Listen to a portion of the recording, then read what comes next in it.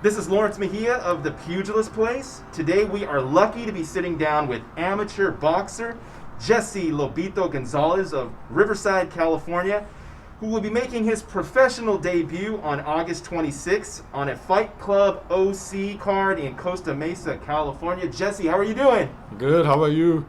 I'm good. I feel like you're all grown up now. Last time we talked to you, you were like 17 years old. Now you're getting your grown man strength, all tatted up. It's good to see you. Good to see you too. Just taking every day, especially since COVID. Right. And fight venues are opening up. Boxers are getting fight dates now. And you have a fight date scheduled for your first professional bout in a little less than 2 months from now. How excited are you for your professional debut? I'm extremely excited. It's like a dream come true. Since the first day I stepped in the boxing gym, I always wanted to get in the ring, like fighting in front of a pro crowd, the pro experience. So it's a really big blessing. What kind of an honor is it for you to be fighting on a Fight Club O.C. card that is in your backyard where you grew up in Orange County? It's in Costa Mesa, but in Orange County. It's a big honor. I'm going to have a big crowd there. The crowd, it's going to give me a lot of energy to fight my style, Mexican style boxing. Come forward, toe-to-toe, rugged, Mexican style boxing. Are you already getting ticket requests for the fight? Yeah, we already sold out like a few times. We're keeping on getting more tickets. So there's a lot that goes into the decision to turn professional. Why is right now the right time for you to turn professional? Right now is the best time for me because I just turned 19 a few weeks ago, and my whole 18th, since I turned 18, I only fought at one tournament and one fight in Mexico. So I wasn't getting too much experience, but as if I was to go pro right now, I'm gonna get a lot more experience and start my pro career. And start making money, right? Yeah.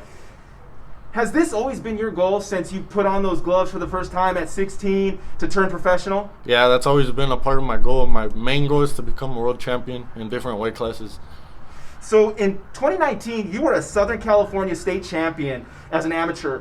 What was the key to your success in the amateur ranks? In the amateur ranks, it was to fight everyone I could, no dodging no one, fighting all the ranked fighters, either if they're 1, 2, 3, 4, 5, all of them. I wanted all the smoke in the amateurs. The last time we talked to you, you had just started working with Henry Ramirez. How are you a different fighter now as compared to then? So much, a big difference. I'm starting to turn into all my punches. I'm starting to see different combinations that I can land. My style is just getting better, and it's going to keep on getting better. Your dad was your first trainer. We see him all the time with you in the gym. He has been a strong supporter of your boxing career. What role has he played in your journey to become a professional fighter? My dad plays a big part in my boxing career. He takes me to the gym sometimes. He takes me to national tournaments, helped me fund for a lot of my boxing events, and he sets up a lot of events too. What weight division will you be debuting at? I'm going to be debuting in the 150s, so super welterweight. And then from there, depending on how I feel, we might go down or up. So you just want to test the waters there and to see how you feel and how everything performs. Very good. Do you know who your opponent is? As of right now, I don't know exactly my opponent. We're still on to be announced. Right. I know a lot of that information has just recently trickled out, so I'm sure a lot of that will get sorted out in the coming weeks. Do you watch video on opponents? Honestly, I don't really watch too much of my opponents fight. I just try to find out if they're southpaw or orthodox, and then from there, what style of fighting they fight, and that's what we train for. And then you just fill it out. I know, there's I'm sure there's more than this, but you see kind of two camps. Like, there's one camp of fighters who like to see a lot of video, and there's another camp who's like, nah, I like to get a feel of the night of the fight. Yeah. I like to fill it out in that way. So if you have not started already, when does your training camp begin for your debut? For me, my training camp has started since I heard I had a pro debut. I've been training nonstop every day, going to the gym in the morning, going to the gym in the afternoon, going to the gym at night. I switch it up within my work schedule, so I'm training as hard as I can since I've heard of this pro debut. You're insane. I've heard you have to be protected from overtraining because you're just ready to get at it.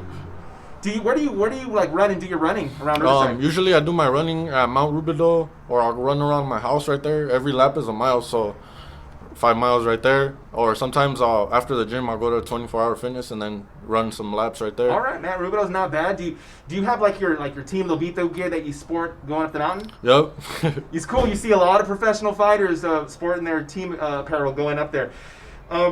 So you've been sparring professional fighters at RBA, Raincross Boxing Academy, for some time now. Who's your favorite pro to spar and why? My favorite pro to spar with either Louis Lopez or Richard Brewer.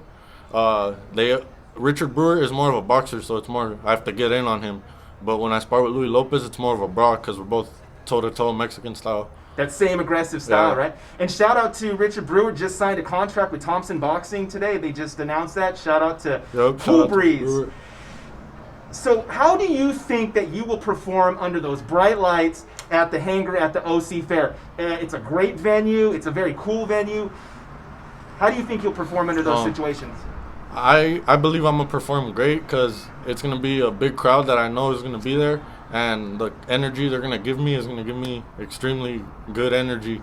So I'm going to use that energy to give it all on my opponent. Are you going to make any predictions for your debut? No predictions. I hope the knockout comes. That's what I really want. But if it doesn't come, I'm okay with it as long as I get the win. That's my goal. It's all that matters, getting that dub, right? Yep. So last question. What's something today that you wish you could tell your 16-year-old self when you picked up those boxing gloves for the first time? To stay focused. Don't get any distractions. Don't get any girlfriends.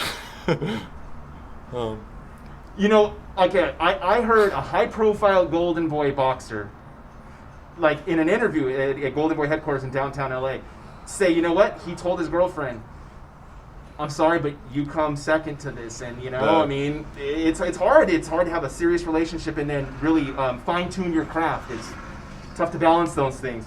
Okay, wait. So this is my real last question.